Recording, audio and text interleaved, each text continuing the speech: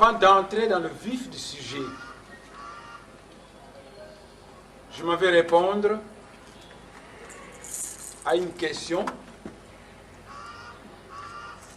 que m'a posée une certaine diaspora,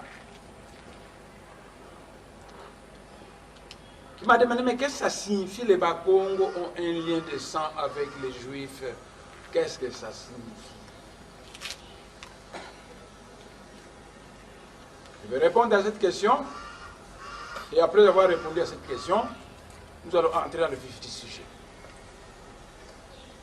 Vous savez, je commencerai par vous donner un exemple. Et le reste deviendra très facile. Le premier blanc qui est arrivé au royaume du Congo, c'est en 1482, c'est Diego Cao. Les Portugais sont venus, ils ont découvert le royaume du Congo.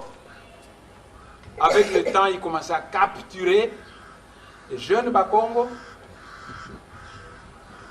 Ils disaient aux parents qu'on les amenait en Europe pour apprendre le métier, alors qu'on allait les vendre en Amérique pour devenir des esclaves. Presque 60% de la population du Brésil sont des Bakongo. Les Noirs du Brésil sont des Bakongo. Les Portugais venaient prendre le royaume du Congo et ils allaient vendre. À un moment donné, les Bakongo ont fini par comprendre que nous avons cru qu'on amenait nos enfants en Europe pour apprendre des métiers, mais en vérité on les transformait en esclaves et on les amenait dans le nouveau monde que le blanc avait découvert pour aller travailler dans les travaux de champ. Alors à partir de ce moment, la guerre commençait à se passer entre le royaume du Congo et le Portugal. Vous savez la guerre de Mbouila. Le 29 octobre 1665, il y a eu une grande guerre à Mbouila où le roi Vitankanga a été tué. Donc les Blancs sont venus, les Portugais, ils étaient bien accueillis par le peuple Congo, et petit à petit, ces Portugais commençaient à prendre le jeune Bakongo, prétendre que nous amenons en Europe pour apprendre des métiers, alors qu'en réalité, ça devenait des esclaves qu'on allait vendre au Nouveau Monde pour aller peupler le Nouveau Monde. Et je vous ai dit que presque 60% de la population du Brésil, les Noirs du Brésil sont des Bakongo. Les guerres ont éclaté. Sur le marché des esclaves, un esclave qui provenait du royaume du Congo était un véritable wax hollandais, tandis que les esclaves qui provenaient des autres pays du monde, c'était des wax européens. Donc les esclaves qui provenaient du royaume du Congo coûtaient très cher, parce que les Blancs ont vite découvert en Amérique que les esclaves originaires du royaume du Congo sont très intelligents, très calmes, et ils savent apprendre n'importe quel métier qu'on veut leur apprendre. Alors la Hollande s'était dit, il faut que j'aille au royaume du Congo arracher ce pays des mains des Portugais, parce que c'est là que le Portugal puise les esclaves les plus recherchés du monde. Je vais prendre le royaume du Congo et en faire mon pays. Comme ça, c'est moi qui va commencer à vendre ces esclaves noirs de qualité qu'on vend au Brésil. Et les Portugais sont venus. Les Hollandais sont venus. Et les Bakongo, dans le temps, appelaient les Hollandais Mafulamengo. Ça veut dire les Flamands. Parce que les Flamands en Belgique et les Hollandais sont issus des mêmes ancêtres. Alors quand les Hollandais arrivent au royaume du Congo, on les appelait des Mafulamengo.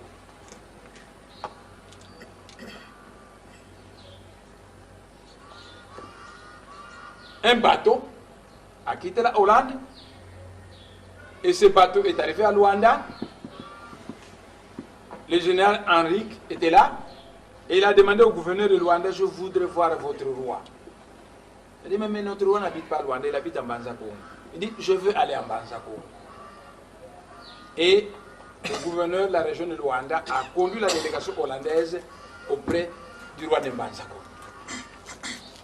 Ces Hollandais ont dit au roi que nous avons appris toutes les exactions que le Portugal commet dans ce pays.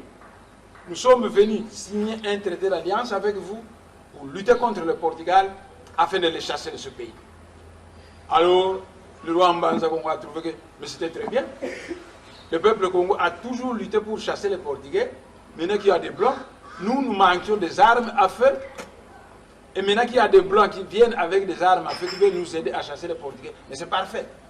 Et on a signé une alliance entre le Portugal, entre le Royaume du Congo et la Hollande.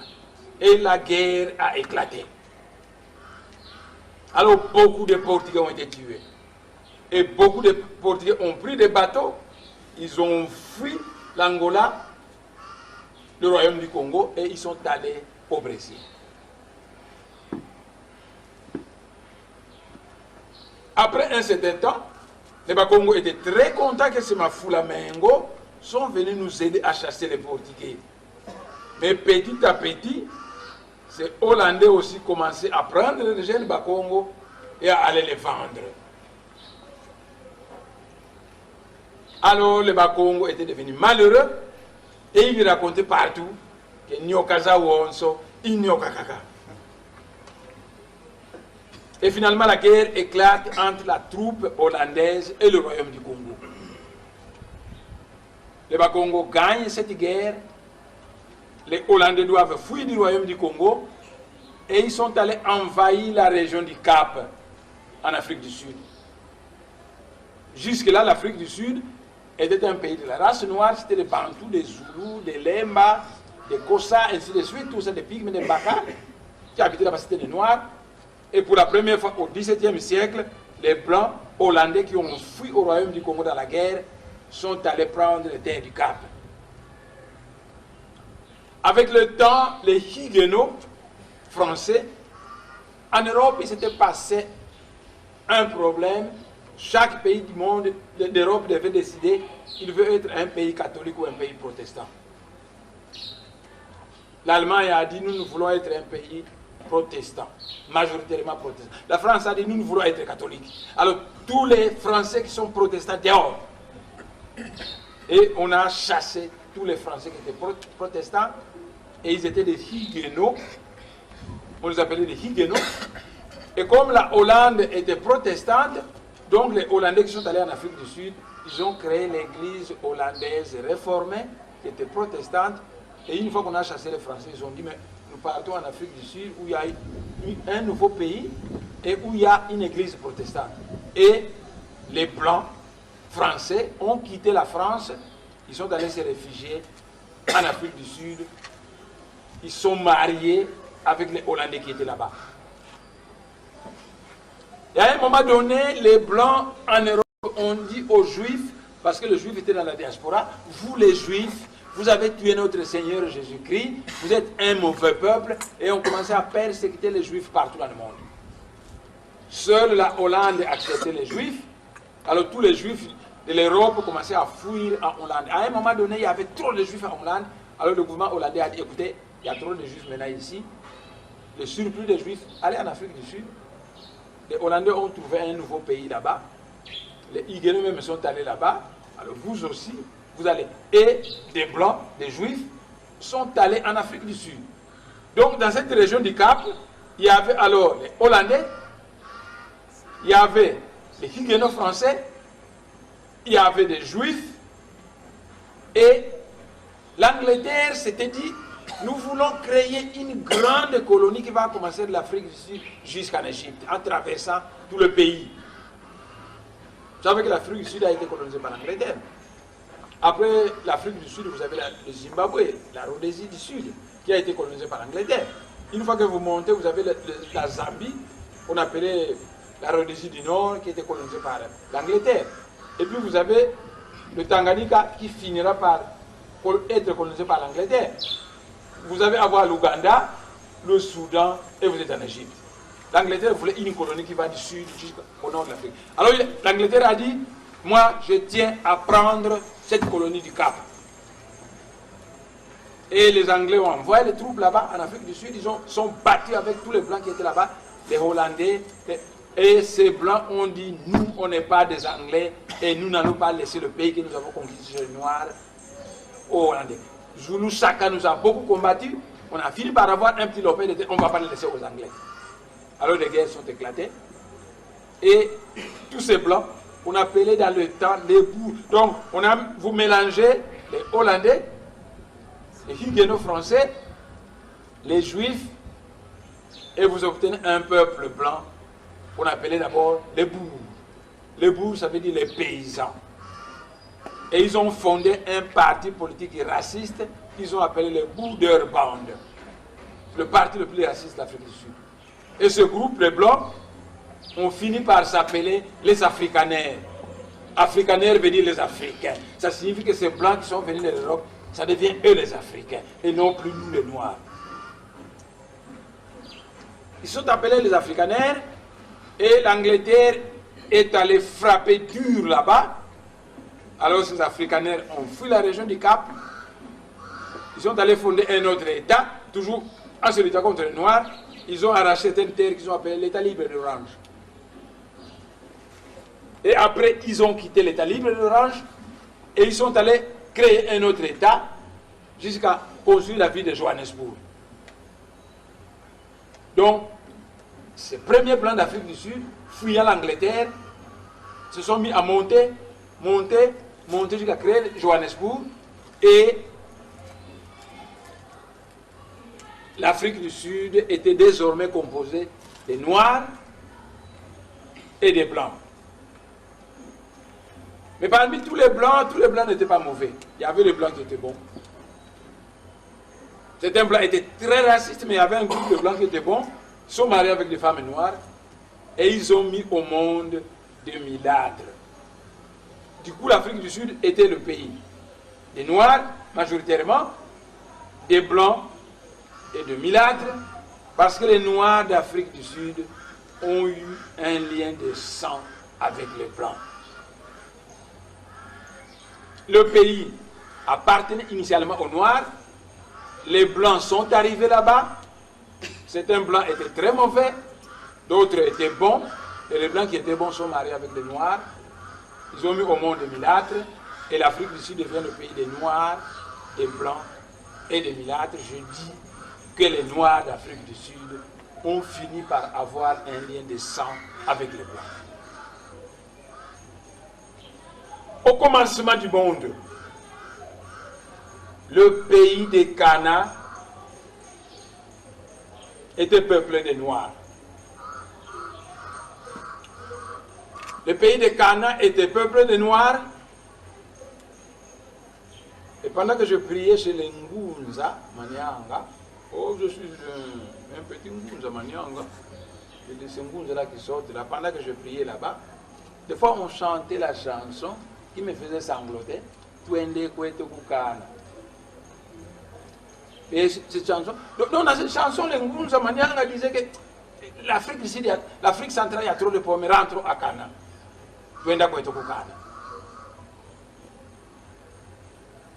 Mais cette chanson a une vérité profonde. Parce qu'au commencement du monde, les Bakongo habitaient dans le nord vers le pays de Cana, Égypte. Cana, Égypte. Et en Égypte, on a construit des temples d'initiation et tous les pays du monde allaient recevoir des initiations en Égypte. Alors Abraham, Tata Abraham, il venait du pays de Ur. Et le pays de Ur se trouve en Irak de Saddam Hussein. C'est là que se trouvait le pays de Ur. Alors Abraham dit, moi je vais aller en Égypte pour recevoir des initiations spirituelles. Mais entre le pays de Saddam Hussein et l'Égypte, au milieu il y a le pays de Cana. Alors Abraham est d'abord arrivé au pays de Cana en route vers l'Égypte. Et au pays de Cana, il a rencontré un grand prêtre noir qu'on appelait Mele Kisedeki. Kisedeki, c'est le cœur du soleil, et Mele, c'est Allé. Mele Kisedeki, c'était le grand prêtre qui prenait les invocations du peuple et les envoyait vers le cœur du soleil. Oh, mais tu as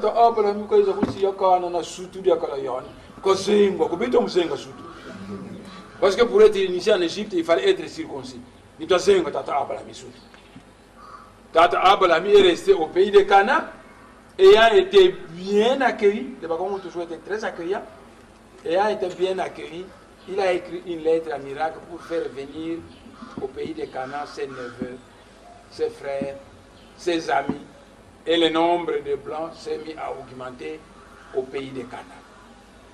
Tout à fait comme en Europe.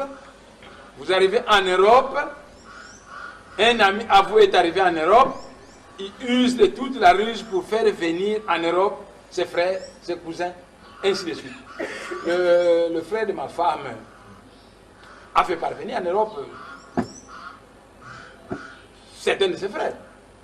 Donc tout à fait comme vous, pour le moment, vous allez en Europe et vous faites venir quelques frères ici. Abraham, arrivé au pays de Canaan, il commençait à faire appel au pays de Ur, à ses neveux, à ses frères, et finalement beaucoup de blancs sont arrivés au pays de Ur. Quand Abraham va quitter le pays de Canaan pour aller recevoir des initiations en Égypte, il va prendre une servante en Égypte, c'était une femme noire, et comme la femme d'Abraham était stérile, cette blanche-là était stérile, Abraham a eu des relations sexuelles avec sa servante, une femme noire, et ils ont mis au monde un enfant appelé Ismaël. Et c'est l'ancêtre des Arabes. Les Arabes, donc, ont un lien de sang avec les Noirs. Et les Bakongo, quand ils occupaient le pays des Cana, il y a eu certaines femmes blanches qui ont été épousées par des Bakongo, des femmes noires Bakongo qui ont été épousées par des blancs, et nous avons eu un lien de sang avec les Juifs. Vous savez, si on prend le sang de certains Bakongo par nous, pas les Bakongo qui sont trop mêlés au Bangala, au Baswaï, les autres types au blanc, mais si on prend un Congo pur comme moi, si on prélève mon sang, vous allez voir des traces de sang juif dans mon sang. C'est pourquoi je dis souvent que nous avons un lien de sang avec les Juifs. C'est simple, non? Maintenant, nous allons commencer notre conférence de presse qui s'appelle le travail de Grand Boa. Mais avant de commencer cette conférence de presse, je me dis que je vais chanter la chanson comme vous avez commencé.